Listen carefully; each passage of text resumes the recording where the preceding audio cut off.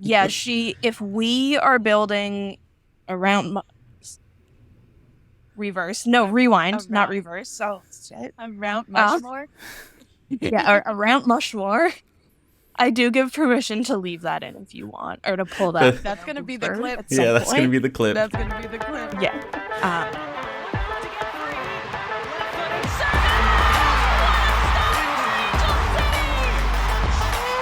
Riley comes in. Angel City on the board. Corner kick presented by Cedar Sinai. Shifty work into the box. And across, it's in! Oh, it's Woohoo! It's a dream return!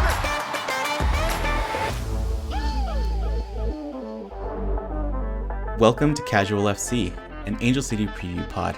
I'm your host, Mario Salazar, with the defense-loving, t-shirt-making co-host, Angela Morales, and our very first guest on the pod. So, woo woo!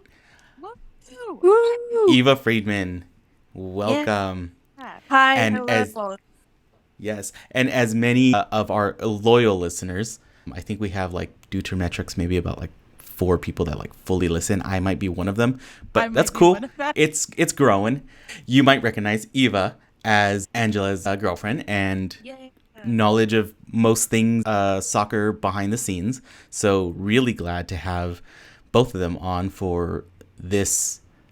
If you read the description before, or the title at least before you started playing, our retirement retrospective episode. You know, usually we call these special episodes, you know, the few that we've had, we call them like the casual guide to, and then, you know, we did the whole like Women's World Cup and Group A and you know, it kind of lent itself to that. This is a little bit more of a kind of special focused episode, so I don't know, we might call it the casual focus episode. I don't know, we'll workshop it, we'll figure it out before it actually goes up. An episode? Exactly. Yes. Just casually retiring. Someone's going to Google like casually retire and think they're going to hear a podcast about like how to quiet retire. And then it's just going to be all about soccer. Yeah. Which will be great because then they'll learn something brand new. Yeah, indoctrinate them. Yeah. So as we're kind of hinting to or walking around right now, today we're going to be talking about some amazing players in the kind of women's soccer world.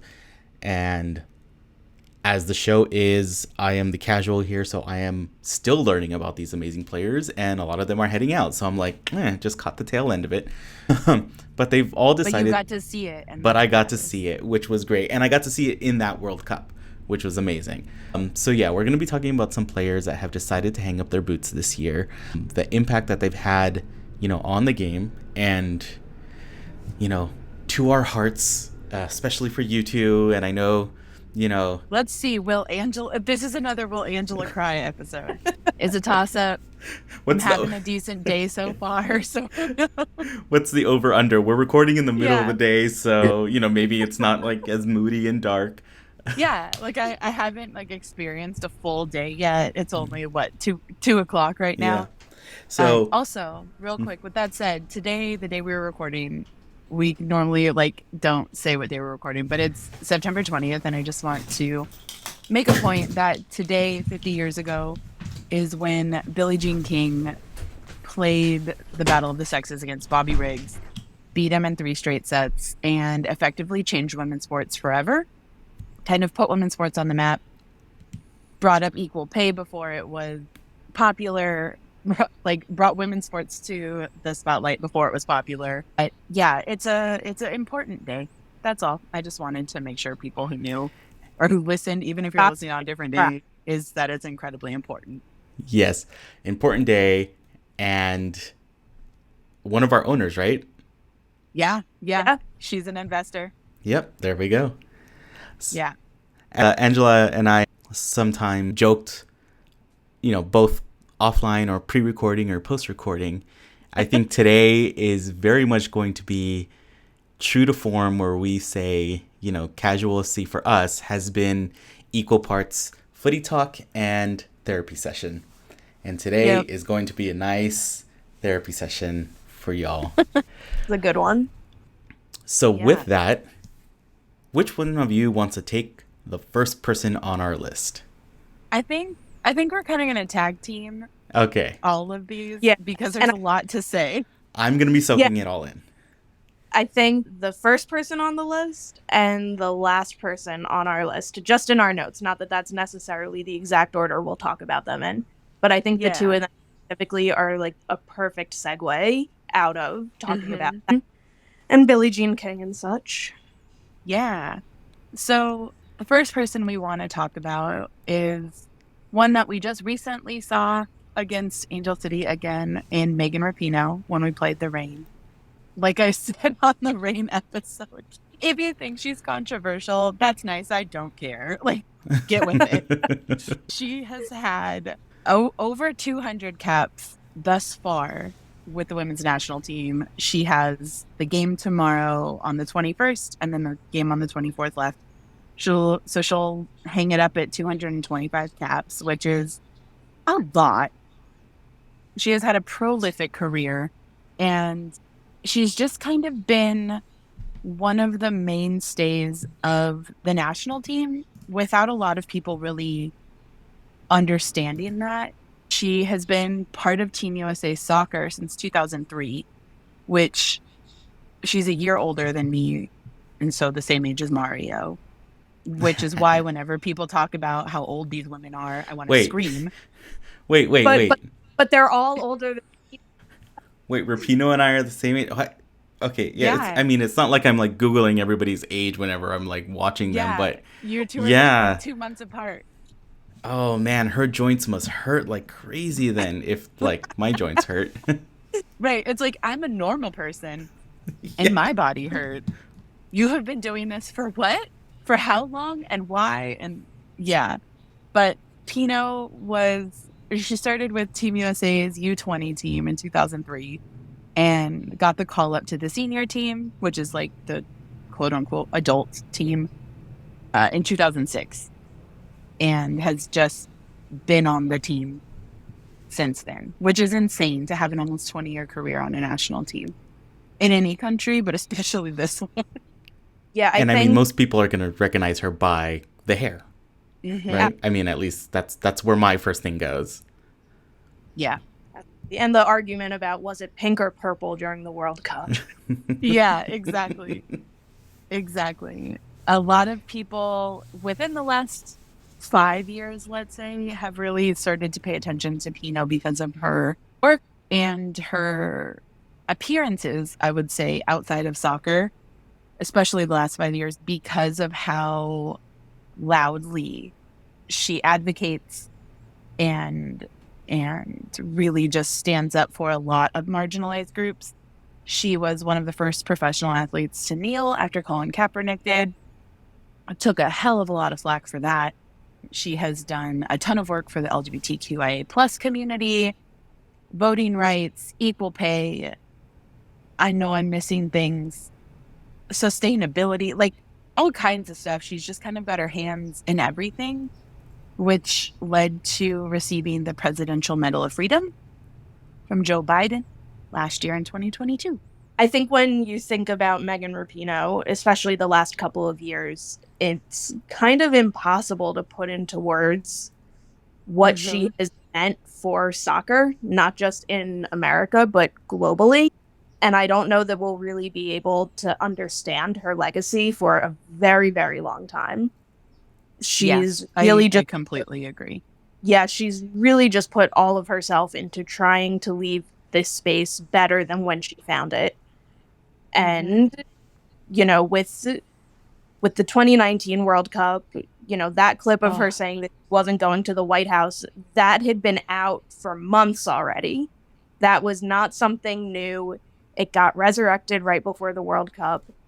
And to be able to have the president tweeting, talking shit about you, like of your country, is like calling you out on social media, and you put in the performance that she did with all of that going on and all of the hell that she was getting, I think it's just incredible. And I don't know that you can really separate off the field and on the field with her.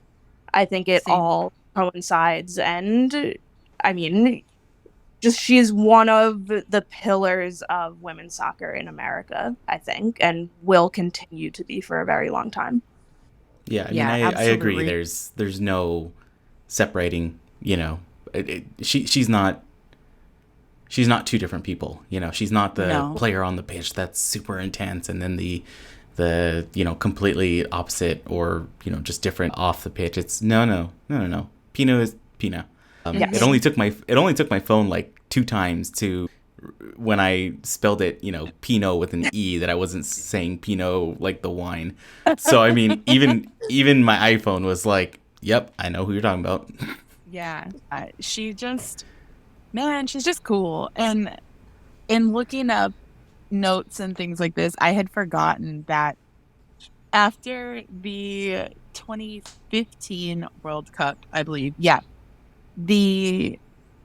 when the team went to, I believe, the White House, President Obama made a point to call out the fact that in Northern California, a farm had actually built a corn maze in like her face. Like, they made a corn maze for that fall, but they made it in the shape of Pinot's face. So that's like, she's right. Like, wow. I want to be a corn maze. That's like what. But she is from Redding in Northern California, and just she's been so like I said, she's a stalwart, but she's been just so prolific, both in her soccer career, her personal life. Like, she did a major thing, which I think a lot of people outside of California may not have known. After Paradise, it's a city up in Northern California, like this little tiny town, was basically decimated by one of the wildfires that hit Northern California a couple of years ago. She immediately jumped on board and started raising money, trying to get like food, water, like electricity, like anything she could to get eyes and get money and get help to the folks who remained, because people were killed through the fire. Like, it was one of those where they got the alert that there's a wildfire, and within, I think, an hour, the city was gone. And Pinot was one of the first people to really show up for a neighboring city, for her hometown. And it's like, I'm looking right now, and it's not even on her Wikipedia page that she did this. And it was one of those things that it just happened, where she was like, here's a link to go to the fundraising sites for different families, different businesses, all kinds of stuff. And it was just like, get these people help immediately.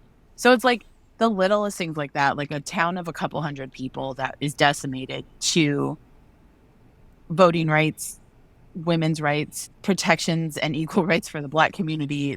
Like, it's just, we could have a whole 2-hour episode on Pinot alone and probably not talk about everything. Yeah, and she never seems scared to lend her voice. I think back to, and this is so basic in comparison to everything, but in 2015, and I can't remember whether it was before or after the World Cup win, but I believe it was her, Abby Wambach, and Kriegs were on some sort of talk show or something, and they were given whiteboards and asked to like describe themselves in one word. And Pinot just flips hers around and yells, "Gay!" And like, It has exclamation points. And like, it was almost 10 years ago. It's not that long ago, but things were in such a different place. Mm-hmm. And she's just always been willing to be loud. Like, she's not nervous or hesitant about being the loudest person in the room for the things that matter. And I think that's kind of, you know, the thing that I'll always remember her for. Yeah, absolutely. Absolutely. It's one of those things, too, where when you're looking at somebody's public career, it's really easy to just let it happen. And just, you show up, basically, like, it's the equivalent to just showing up, clocking in, doing your work, and clocking out and going home. There's hundreds of thousands of athletes that do that, and it's completely fine. It's a job at the end of the day. But to not only excel at the craft that you've perfected over your life, but, oh God, here it comes. I'm already crying. Like, I just was like, oh, my voice is going to crack. I couldn't We're believe like you didn't 10 talk- minutes in. What'd you say? I couldn't believe you didn't cry when talking about Billie Jean King. I came close. But no, like, to put that much work in and then to do it like when you're off work too. It's so much. Do you want to talk about how great of a soccer player she is? So I can stop crying? I mean, when you think about her on the field, it's all about the crosses. Yeah. Alex crosses to Abby. There's so many, iconic moments that she is like kind of right in the center of. And I think, her corner kicks, like, she's just a special player. And thinking to the 2019 World Cup, I mean, just like, what is there even to say about her on that team, on the pitch? Like, it was as good of a World Cup performance as anyone could dream of. Yeah. I don't know what she could have done better or anything. Not that she needed to, because we won. Yeah. What a lovely memory. I remember winning the World Cup. But back in my day. Yeah, back when we had trophies still. But and again, with all of that pressure, it just kind of never seems to matter what the moment is. You can pretty much always count on her to rise to it. Yeah. And I think that is just, it's one thing to be an athlete in any sport who wants the ball in a big moment. It's another thing to be an athlete who can execute, like 9 out of 10 times. You put the ball in their hands and you're going to get the result you want. And to have done it for as long as she has, at the level that she has, it's so impressive. And it's such, she's leaving the field on such a good note. Yeah. Way, way, way better than she found it. Absolutely. And on many, many different levels. So from one megastar in the WOSO community to another, we've got Julie Ertz on our list next. And I'm getting like... Yeah, I hate this. I hate this so much. There is such a loud voice in my head screaming, "It's not happening. You're lying. It's not happening. We're not doing it yet." I mean, with the fact that Julie Ertz was, unfortunately, on our team, that's where I'm most familiar with her. And because she was on our team, that's when I started learning about, like, she took time off to have her kid. Then there was this whole talk about, like, it, especially in our little world, like, we had her rights, but we don't have a contract, and back and forth. And then seemed to be like a huge get, when it was like, she's coming to LA. So my WOSO knowledge of her is fairly recent. Buckle up. But both You're of you gonna learn today. But when we started getting closer, both of you just started shaking your heads. So bring it on. Let's go. No, I'm here to learn. I thought when she hadn't signed with a team for this season, I think Angela and I had spoken a lot about, like, maybe she's just done. And I had kind of resigned yourself. Yeah, I had really, like, made my peace with it, because this is all about me. This had, like, this is just about how this affects me. I think it think of me when she made this decision, but, I really did the work, and I was at peace. And I was like, you know what? Good for her, making the decision she needs to make. And then she came back. And then she came back with Angel City. And then she broke Eva's heart. Well, before we get there, it was such a joy. I think, what was it, 4 games? I think if you can have Julie Ertz on your team for 4 games, you take Julie Ertz on your team for 4 games, she can make any team better. I think she effectively changed our entire midfield, like, what is the word? Methodology. Like, yeah. everything shifted when JJ came back. Yeah, I mean, for as hard as anyone works during any game of any sport, it's still hard to think of someone who works harder when they're when they're in the game than Julie Ertz. So she came in, and it's really hard to imagine that there wasn't an impact in the locker room as well. Mm-hmm. I think when you have someone who works that hard, regardless of how hard you're working, you're gonna push it a little bit more to that level. Yeah, and then she makes the World Cup roster, and that was understandably, kind of a question mark for fans of any level, I think. I think we all were like, okay, like let's see. I hope this is the right call. And when, that first game back with Angel City, she was Julie Ertz. She was Julie effing Ertz is what was that. Like, it was like we had also just seen her play a week ago. She just came out and was ready. She was doing the slide tackles, playing hard. And then I think about, we get to the World Cup, and after the first game, they ask about, the emotions which a very fair question. I would have asked, this is my favorite thing.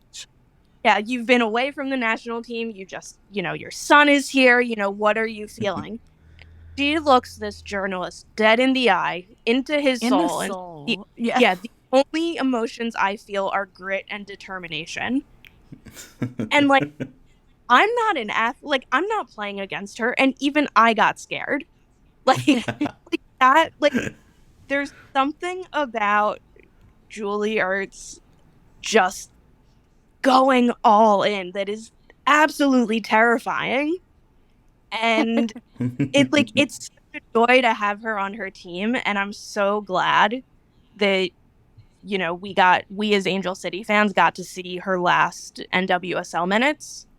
I so hope that she swings by for the last home game, maybe does the 3 clap, lets us give her a little extra love on the way out.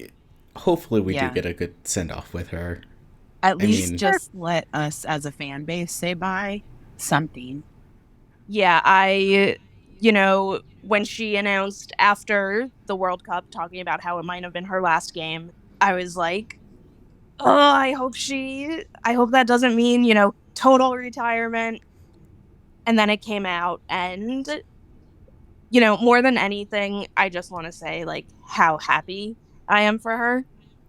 Yeah. To go out while you're playing still as Julie Ertz. There was today they're doing press for her last game, and before we started recording, I was watching, and she was saying, it's not about Mama can't play anymore, because Mama can play. And it's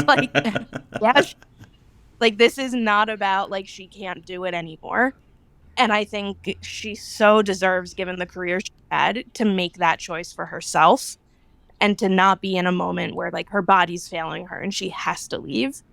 Where she's choosing to walk away and say, you know what, I've done it. I can leave and feel good. And I mean, what else is there that she could have done? I mean, the only thing is an NWSL championship. Oh, wait, sorry to all the Chicago fans listening. That probably really feeling. But, I think about passing the torch, and in years and years and years and years and years ago, she captained one of the youth nationals teams to a World Cup gold, and the national team YouTube channel did an interview. They were having camp where the national team was playing, or I think they were in Santa Clara or something, but she was talking with Christy Rampone, and Christy says, you're going to be out there one day. And Julie is like, yeah, maybe. And Christy says, yeah, and I'll be watching. Okay, I need some context here. I know, I'm trying not to. So I just made a face of just how dare you say that? Yeah, it was the first. So, her last World Cup was 2015. Captain of the team, general badass defender. I believe this is directly her quote. If we score, we might win. If they don't score, we can't lose, which I think really sums up the defensive mindset, especially at that time and everything. Yeah. So Christy was very important to women's soccer in America. Part of, I don't necessarily want to say old guard, but, definitely The one of 99ers, like, yeah, she's big time. I don't think she was Yeah. 99. Was she? Because she played until I think she was like 40 something for Sky Blue. Yeah, she played. I'm looking it up right now just so we get it right. But she played for Sky Blue over the course of Sky Blue because she was on Magic Jack for a while. But she has over 110 caps for Sky Blue and over 300 for the national team. Yeah, so like tremendously important player. And Yeah, Christy that Rampone is different. Yeah, and JJ coming out for the 2015 World Cup and really making a statement, showing us who she is, really starting what was just the most incredible relationship with Becky Sauerbrunn as our center backs, and then eventually moving into the midfield. And it's like, it was so amazing having her as a center back, and she was so incredible in that role that it was like, oh, I can't believe like we're going to do this and we're going to pull her out of that. And then we put her in the midfield and she's like a goal scoring machine. It somehow managed to get better. Like she's just had such an incredible career. And I feel like I'm saying the same things over and over again because I don't know what else to say other than she's just been incredible. And I think her career with the national team is just what anyone would hope for themselves. Yeah, she essentially did what everyone wants to do but can't, and kind of made herself irreplaceable on the national team. And really, like, she can do anything. Eva just said that. We all kind of know it. But JJ on the pitch, you have, I don't know, a 40% higher chance of winning because she's going to break up every single freaking play that comes within a 20-foot radius of her. She's going to be there as a key factor for set pieces and corner kicks, and she's going to head the ball in every which way direction. She's going to tackle the shit out of you. Like, there are very few defenders and midfielders that could even come close to comparing, I think. And that's not to say that people aren't as good or better or whatever, but the versatility of JJ is the big part for me anyway. Yeah, and when she went out, I think it was the MCL tear and then the pregnancy, that period without her, you felt it. Like it was had a very important piece missing. And I think to do that for not just at the national team level, but specifically for the US women's national team is so unbelievable. Yeah. And I mean, it's so hard not to be sad that she's done. Mm-hmm. It's just such a pleasure to watch. I think we're all so lucky to have been able to root for her, at whatever level we have, whether that was if you're a Clara fan, ACFC, national team, maybe Chicago people are listening. I don't know if you are. Hi. I don't know. We might have some Chicago people. I know we got some Chicago listeners when we did our Chicago recap. So yeah, we'll throw it up on their Reddit and see what happens. But yeah, and see what happens. Chicago felt it. Like it's, I think every game from here on out for the next couple of years, there are going to be so many moments where, like, in the back of fans' heads is like, oh, I wish we still had JJ. Yeah. I wish she was still here. Like, she would have taken care of that, or like she would have put that one. I think you could just, and like I said it with Pino a little bit too, you could just always count on her, and that's so special. Yeah. And I think too, like, even though we're going to have those, like, oh man, I miss watching JJ play moments on the national level, like, the transition from Julie Ertz to Naomi Girma is a beautifully transitioned situation. Yeah. Like, there is no one maybe more stoic than like Becky Sauerbrunn and JJ than Naomi Girma. Like, the three of them are cut from the same cloth of defensive mindset, win at all cost mindset, like just hold down the fort on the back line. Those three, stellar. That was hard. Okay. That's amazing. I mean, I will say that from the casual fan and from the ACFC fan, I'm a little butthurt that, you know, she called it when she called it and basically didn't come back at all. So I am hoping that the Angel City fans, and I've seen a lot of upset fans online wishing that she would come back and kind of give us like a chance to give her flowers, right? Yeah. I think that's how I can see that's how deep Julie is in the WOSO community to the fans. I think I think there was like a little like, okay, she put a dagger in us when she's out.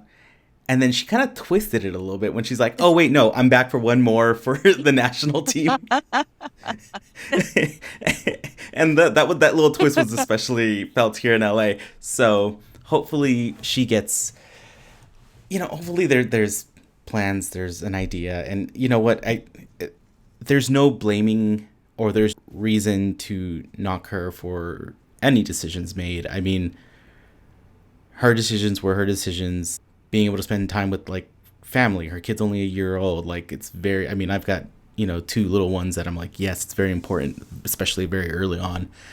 So yeah, no, there's absolutely no reason to be upset with her, except for the fact that she didn't give me a chance to say goodbye. I'm totally happy that she's very much pulling a Costanza, just leaving on top while everybody's like happy with you and being like, I am done. You know, I'm with you, Eva, that, you know, it's way better that she's leaving now, having done what she's done, rather than at a point where her body is completely breaking down because she pushed it too far. And right. Now it's like you know, the last year of your career was, you know, just full of injuries and full of whatever. It's like, no, you left with seven amazing games, which I looked up. It's 7 games that we got a chance to see Julie with Angel City, and, you know, all of her time with the national team. So, yeah, good on you, Lee. 122. And the thing Not is, bitter too, at I all. think the harder part is that, like, with Pinot, you will still see her. You will still know she is very involved with things. JJ is not like that. Like, she's going to go, and she's quieter. She's a lot less in the public eye by choice. So I think that's part of the pain, is that, like, I mean, for me, especially as a WNBA fan, like, I'm going to see Pinot because she's going to be there with Sue at games, what have you. Like, Pinot's everywhere in my interests, be it politics or sports, because that's just the overlap that my brain lives in. But JJ just isn't. And I'm like, ugh. But yeah, that's my piece on it. Thanks. I know I personally have a huge amount of pride for the fact that she finished her career in an Angel City jersey and got to close out in a really good environment, really great team, and special fan base. So let's do this right. Yeah. So Julie, if you're listening, come back. Let us give you a send off. Yeah, absolutely. Let every single person at BMO, like, give you your dues. I'm crying again. Oh, so, well, with the waterworks just starting with Angela here, we're going to go to someone that started off the Will Angela Cry on the episode, was when we talked about Allie Krieger. Oh, God. Kriegs has, I think this is us making due to when we were talking about Allie in our preview episode. On the Gotham and episode. Yeah, and you started like tearing up. You cried. And then you're like, you know what? No, this is for another. We'll talk about her on another podcast. And here it is. Yep, it's that time. And thankfully, I have my girlfriend who can talk for me when it comes to Allie Krieger. I don't know if I can. This is like, when you watch a new sport or even just a new team and you don't know that much about it and you're just watching and like you don't recognize anyone's names and you just see someone playing and you're like, that one, you're my favorite. That was Allie Krieger for me when I got into women's soccer around like a little bit before the 2015 World Cup. I want to reiterate, I did not know literally anything about her. That decision was not motivated by any personality traits or who she is as a person or who she ended up marrying.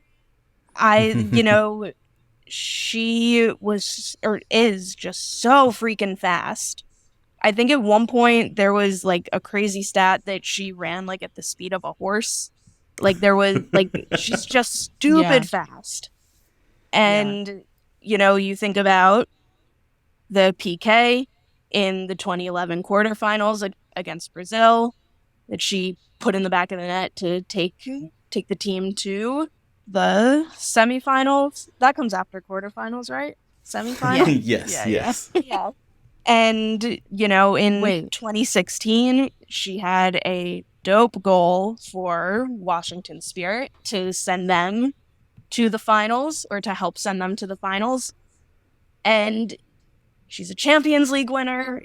She's just present in so many huge moments. And, I think the word that comes to mind for me as a fan very specifically of her is tenacity.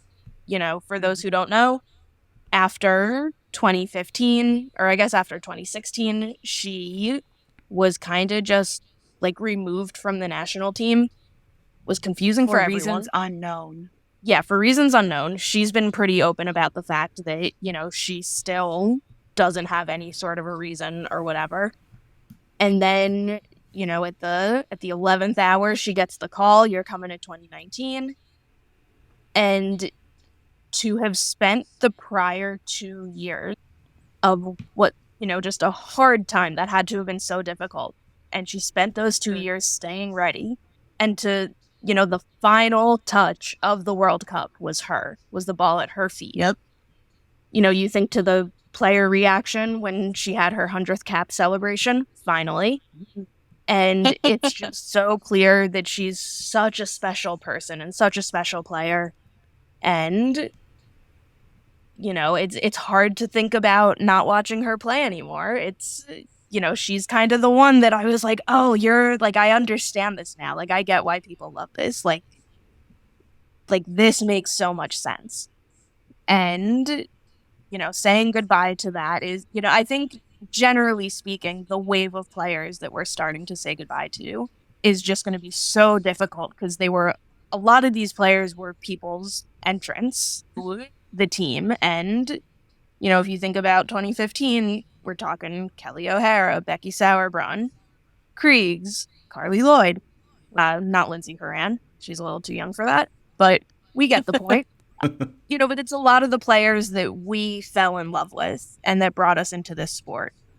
And I think, I do want to point out that the way that both Allie and Ashlyn were treated before they publicly declared their relationship was really shitty. Nobody should ever be pressured for information about their private and personal life, and especially not their sexuality. The fact that they didn't just say like, okay, yeah, we're a couple, we're engaged and we're going to get married, and then like never talk about it again. The fact that they like, I would have understood. I would have totally understood if they were like, you know what, fine, we'll say it. Here, you got what you wanted. And then like close the doors again. But instead they both, they just became advocates and sharing the wedding video, and they just took so much responsibility for what they had the potential to do for young queer fans. And that is something that I will just always have so much gratitude for the way Yeah, that like they, it's kind of, you know, but especially Krieg's just stepped up and really owned it, and, you know, just continued to be such a bright light in women's soccer. yeah, and like people will joke within the community about how either together or separately, Crashland, so Ali Krieger and Ashlyn Harris were their like awakening moment. But like it is very much a joke, but it is also very real. And or like it changed the way you saw people, women, sports, like the two of them alone, but like Krieg's especially, like it's a shift because I think a lot of people see female athletes assume sexuality and then assume how you present yourself in public. And for Krieg's to be so like hyper feminine and so stunningly gorgeous every single day she walks outside, like I don't get it. It's I don't know stupid. how. It's offensive. Yeah, like it's offensive to be that attractive. But like it's one of those things where it shook people's understanding of what a queer couple could look like, what female athletes could look like, what is expected of them, all that kind of stuff. And it's just one of those things that even now, like the Crashland move from Orlando and the Pride to Gotham is also part of their advocacy. Was huge because they wanted to make sure that their kids were being brought up in an area that would accept them, both with, you know, having two moms, being Black, being adopted. Like they wanted to make sure that their kids would be welcomed, and they knew that the climate in Florida where they were was not conducive to that on any level. And it was very much we got to get out. Granted, it was also during the like Orlando Pride fire sale, which nobody knows what happened with that. But we got Allie Riley and Sid, and so it works out. But like, you know, like they made sure to protect their family and protect each other and the community in that sense. After the shooting at Pulse, they rallied around the community. Orlando as a whole really came together.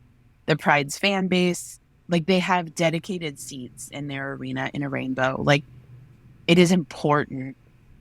And to have like Ali Krieger out there waving the flag, commentating the men's game, like she's such an icon at every level. Like she's going to be an amazing commentator. She already is. And I think in retirement, that's just going to grow. And maybe a coach. Maybe a coach. She does have coaching licenses. I don't know what level, but she's got her coaching license. I think one way or another, you know, this isn't the last we're going to see of her in the game. And something that I meant to kind of start with. And again, to be clear, this is information she has put out. I am not like sharing classified rumors or whatever, but, you know, when she was in college playing at Penn State, she had blood clots in her leg and like very literally almost died when she spoke about it for one of the like Meet the 23 players for 2015. So you can find that clip of her talking about it, you know, on YouTube. But, you know, she was told like if you had gone to sleep tonight, like in your bed, you wouldn't have woken up. And yeah, I just think about like how lucky we are as fans. You know, not that this is all she has to give. Obviously, I'm just glad that anyone's alive. I think it like I'm not exclusively happy for soccer players to be alive, but you know, to know that there's someone on the field who, you know, kind of saw their life flash before their eyes. And I think for me, in the way she plays, you could kind of feel the like, I'm alive, I'm happy to be here. And that is just so special to have watched for so many years. And I'm so, so grateful, you know, that we got to have her on our team, that we've been able to root for her for so long. And I just can't wait to see what she does next, because I think whatever it is, she's going to be incredible. All right. Well, anything else for Ali Krieger you guys want to? I didn't cry. No. I started to, and then I like cried quietly. I held it together. Yeah, we did it. We got through one. Okay. All right. So you got through one, and now we're going to hit the last one on our list. And let's see how this one goes. I can already tell you it's not going to go well. And this is brutal. Well, thanks for being on this episode and talking about like the saddest things. I know, I'm just gonna like stare at the wall for a couple hours in silence after. Yeah. Hopefully it's a couple hours in silence and nice reflection because you got to talk through a lot of it. But now we're getting to the one player on our list. Hold on, one thing I forgot to say. I should mention that Ali Kreiger is the first women's soccer jersey that I purchased. That feels, for some reason, important to mention here. Just such a special ambassador for the sport. I mean, I will say I've never actually bought a player jersey. What? I have a thing about, and Angela and I have talked about this, but I have a thing about, I love these players, but I know that their time is temporary with the team, right? So like I have multiple Angel City kits. As Angela points to her. We don't have to acknowledge that anyone else's playing time is temporary. These are the only 4 players that are going to stop playing ever. Everyone else is going to play forever. Yeah. So yeah, like nobody none gets of traded, nothing. Nothing stays. None of the jerseys I have for any sports teams have a player name on them across the board. So that's actually tomato. I think it's because I don't want to go through this trauma of like. Well, aren't she was on our team? Yeah, good for you. What's it like to, as I said to our friend Alyssa, after we found out she usually finishes every tube of chapstick that she has, what does it feel like to be perfect? Like, I mean, you're just so much better than the rest of us. Good for you. You did just it. Committing to the jersey, but not the player. And I'm over here like ride or die for these, I don't know, 30 jerseys I have. I will like framing Instagram posts. Honestly, I will say the way Eva mentioned, like, you know, when you're starting off with something, if you're brand new to a sport, you kind of just, you don't know where you're coming from, like you have no allegiances, and then you find that one player and you're like, yep, that's my favorite now, or like I'm following them. Getting into women's soccer and getting into that, you know, slight tangent off the retiring players because she's so young and like really kind of at the beginning of her career, but that's how June Endo was for me and my daughter. My daughter loves June Endo too. And so if it comes out, I have a friend / coworker who is in Japan at the moment. He's from Japan. I could not find an Endo jersey here. So that was going to be, if it happens, it'll be a Endo jersey, the Mount Fuji kit, the third kit that they had from the World Cup this year from Japan. For those of you who are listening who cannot see, Eva and I are both sitting here, jaws dropped. That is the perfect first jersey. So if it works out, Endo will be my first kit. But we'll see how it goes. So deserving, if true. You know now, though, that, like, you can't buy... So, like, if this doesn't work out, you can't move on to a different player. Like, June has to be your first, still. Yeah. So I just might not ever have a player jersey at all. But that so going is okay, I gave you a lot of grief for it, but you know, your body, your choice. If you don't want someone else's name on your back, that's your prerogative. I even the like custom jerseys that we saw recently, I was like, oh yeah, it's cool, but I don't even want to put my own name on it. I just want a blank one. So going from this international player, let's talk about the final person on our list, which is the player with the singular name on our list, Marta. So here you are not wanting it and your own name on there, and she just says, I have one one name. That's all you need to know, and you will know who I am. And granted, all of the players that we've talked about so far are retiring completely from football, from soccer, both internationally and from their respective NWSL teams. Marta, though, is the one player on here that, although is going to continue playing or has not mentioned anything about the NWSL team she plays with, she is retiring from international football, World Cup football. There was an interview where they asked her about her retirement, and she said, and then they kind of floated the Olympic question, and she's like, she corrected them. She's like, I said World Cup. Yep. The Olympics are next year, so she still got it in her to do that. She's such a great troll. She's so good at trolling. And I will say, because I am already getting incredibly emotional, Marta cries all the time. So if she can do it, I can do it. She cries all the time. She cried before the World Cup, during the World Cup, after the World Cup. Every interview, she's got like sparkly eyes. So that is the best defense for crying at any given time. Well, Marta that's cries. Gonna carry me for the rest of my life. So school me on Marta here, because I mean, like I said, literally all of these players, my introduction to them has been the NWSL really since like last year. And, you know, even though I did loosely follow the women's national team, you know, and I knew the name Ali Kreiger, I knew Rapinoe, I knew Ertz, I didn't know them. I just knew they were players, right? So like, I'm still learning about all of these players. Marta, I know the name, but just like everybody else, I still need to be schooled on Marta. And I know she's huge. I mean, your first note here is she's your favorite player's favorite player. That's exactly it. Like, that says enough. Yeah. Okay. If we are building the Mount Rushmore of women's soccer, and I would even also say the Mount Rushmore of soccer, period. Yeah. Absolutely. Marta is such a no-brainer. It just cannot be put into words what she has done for women's soccer. And not And just for the international advocacy, soccer. but like the level of play Yeah. has been ridiculous.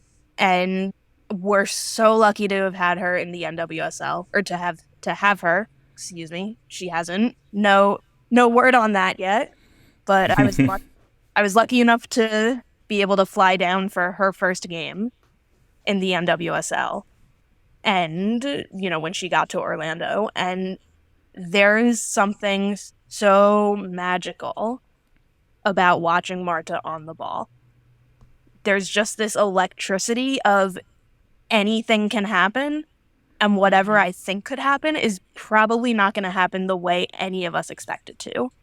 She's going to do something just super freaking cool. Yeah. And you just want her on any team. Like, if you're making a best 11 that, like, for fantasy, whatever, Marta. you want Marta. We all want Marta. Yeah, she's been so crucial to the development of soccer.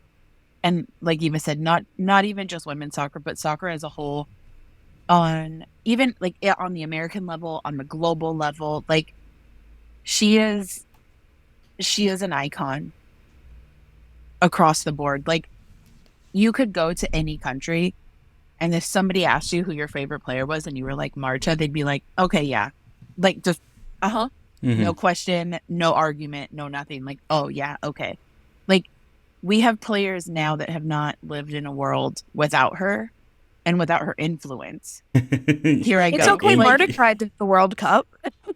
As Angela points to herself and the waterworks coming. I got, like, watched 4 it slowly sentences out. develop. Like, she's just important. And to any like Latin, Hispanic, Portuguese, Brazilian person, like anyone who speaks Spanish or Portuguese, it's different.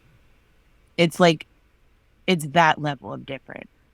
And I mean, lately I have been reading more about her, and, you know, I think in the vein of Rapinoe, where she's not backing down, she keeps fighting for what she believes is right and all of that stuff. Like, she's still fighting for, you know, equality and better views and everything from pay and Yeah. equipment and in training Brazil areas and all of that. Yeah. And getting those players up to par. So I think that is amazing, and I hope that she does stay in the NWSL, you know, a little longer. I mean, we at least get to see her in 2 weeks. I know. Yeah. I know. So So we'll talk about her even more. Yeah. Because Well- I'll tell you right now, she's going to be one of the players that I spotlight on the Orlando episode. So too bad for you if you're mad about it. Like, I think about Marta any chance I get. Yeah, and I think something that gets talked about a lot, but also at the same time we don't talk about it enough, is her role as a mentor for the younger generation. And I know The Athletic a couple years ago, I think, did an article about her and how she relates to, you know, younger teammates and passing the torch. And they talked about how whenever she is talking to a younger teammate, she like puts her arm around them. And oh, now I'm getting choked up. Wow. I talk too much shit. But, you know, and just the fact that she makes herself so available and approachable to everyone. And she carries so much of the weight of women's soccer on her shoulders and has for a very, very long time. And the fact that she still keeps herself so open to help and that there's no part of her that's like, I just need a minute. You know, she's just always available to younger players, whether they're on her team or not. She just seems like the best teammate in the world. And, you know, I think whenever she fully retires, you know, it's gonna be a tough day for the WOSO community. Yeah, to kind of put it into perspective for anyone who's followed soccer as a whole and maybe not women's soccer, just men's soccer, she's been compared like her whole career to Pele. And she is known as Pele in skirts. Like, she is that level of honor in the soccer community, in the Brazilian soccer community. Like, it's like that, where it's like, oh no, she's a life-changing once in a lifetime player. Like, the Pele with skirts was like, she was dubbed that by Pele himself. So it's not like, oh yeah, that's the kind of thing. It's like how Jewel Lloyd on the Seattle Storm is called the Gold Mamba because Kobe called her the Gold Mamba. Diana Taurasi's the White Mamba because Kobe bestowed her that title. You know, it's that kind of thing where it's like, oh no, you have been handed this torch by prior icons of the game. By the namesake of. Yeah.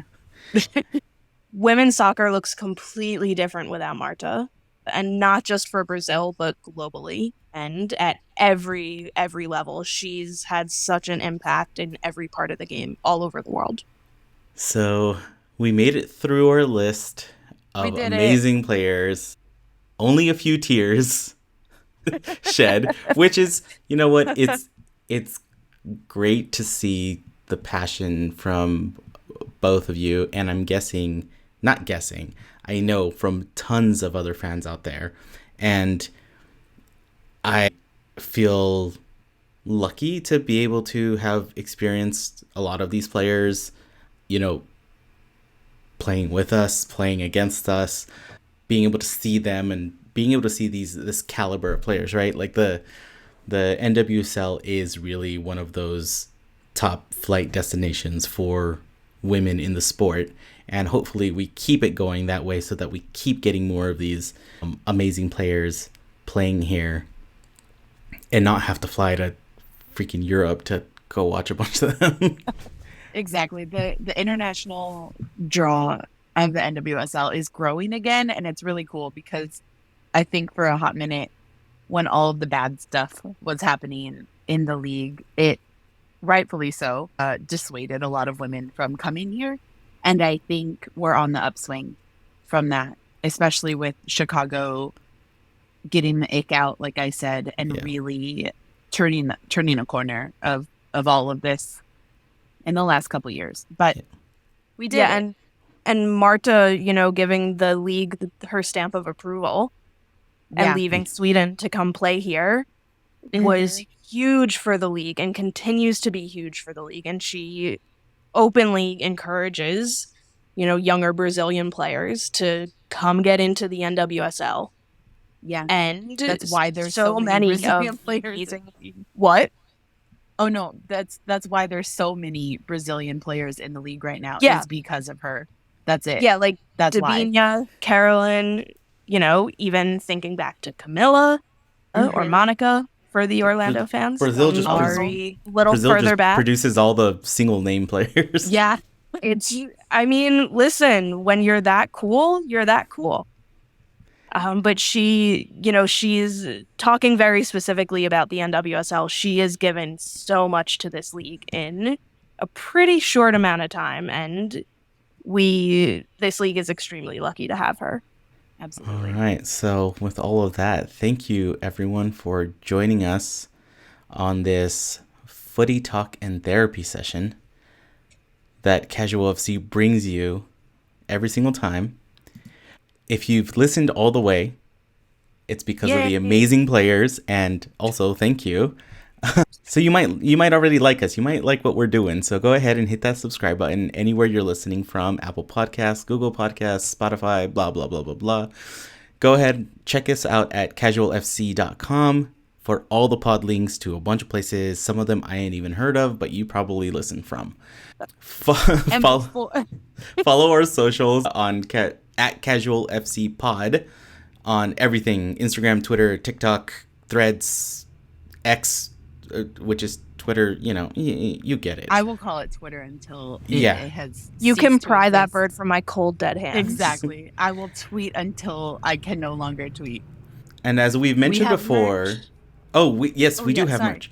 We do have merch. We are continually adding more merch. Just shop.casualfc.com. Yes, and there's actually going to be a Casual FC equal parts whatever I just said, right? Equal parts therapy session and footy talk, something like that. I don't know. Go check it out. Go to shop.casualfc.com and you'll see it. And as we've mentioned before, Eva is a drummer, an amazing one at that. Yeah. So Eva, let's give you a little platform here. Let's plug you in. Plug you in. What have you got coming up, huh? Oh no.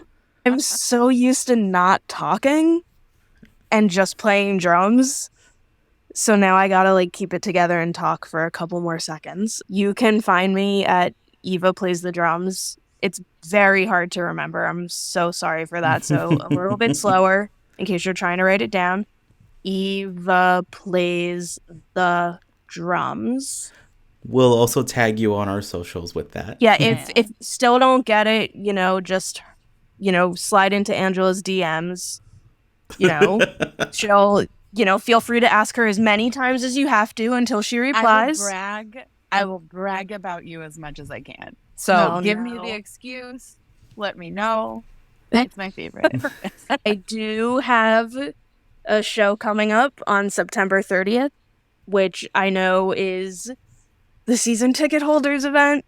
I don't know. We don't have information on the event yet, so I don't know if it's gonna, cross each other or not. But if you are free, September 30th at 8 p.m., I am playing at Hotel Ziggy for an event called The Gay Agenda. If you are listening to this podcast, I assume you're on board with that. If you're not, I don't know what is here for you, but I'm playing with noted ACFC fan Britt Cussero. So go to the season ticket holder event, then come to us. If you're not a season ticket holder, skip the season ticket holder event, still come to us and come say hi. That's awesome. Okay, and then the last little plug that we always have is, if you feel so inclined, help supporting the pod by sharing the pod, sharing an Instagram post that we have, hitting the subscribe button. There's many different free ways you can help us. Or if you can, support us by buying some merch or by buying us a coffee. So if you check out on our socials or go to the link buymeacoffee.com/casualfcpod, you can always, throw a couple bucks for us in our little virtual tip jar. So yeah, with all of that, thanks for listening. We'll see you on the preview for Orlando, and we'll talk more about Marta there, and hopefully hold back the waterworks. We'll see. We'll see. Well, I got a lot of it out today, so I think we'll be okay. And with that, bye. Bye. All right.